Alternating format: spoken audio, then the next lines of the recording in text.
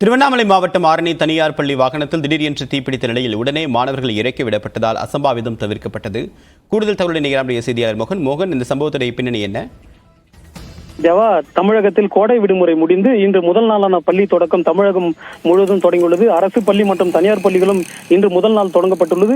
இந்த நிலையில்தான் திருவண்ணாமலை மாவட்டம் ஆரணி அருகே நெசல் கிராமத்தில் ஆரஞ்சு என்ற ஒரு தனியார் பள்ளி இங்கு இந்த பள்ளியில் சுமார் 1000க்கும் மேற்பட்ட மாணவ மாணவிகள் பயின்று வருகின்றனர்.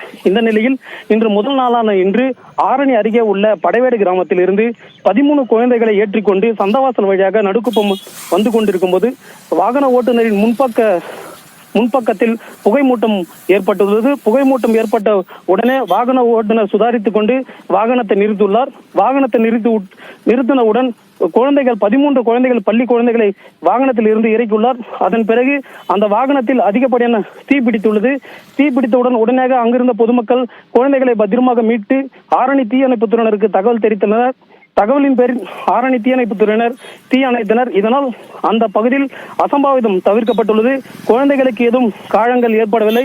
குழந்தைகள் அனைவரும் நலமுடன் உள்ளனர். குறிப்பாக சொல்ல வேண்டும் என்றால், பள்ளி திறப்பதற்கு முன்பாக வட்டார போக்குவரத்து அலுவலர்கள் அனைவரும் வாகனத்தை சோதனை செய்வர். ஆனால் இந்த சோதனை சரியான முறையில் செய்யவில்லை என்பதே பெற்றோர்களின் மிகப்பெரிய ஒரு குற்றச்சாட்டாக இருக்கிறது. வட்டார போக்குவரத்து அலுவலர்கள் வாகன தணிக்கையின் போது பள்ளி வாகனங்களும் கல்லூரி வாகனங்களும் சரியான முறையில் ஆய்வு செய்ய வேண்டும்.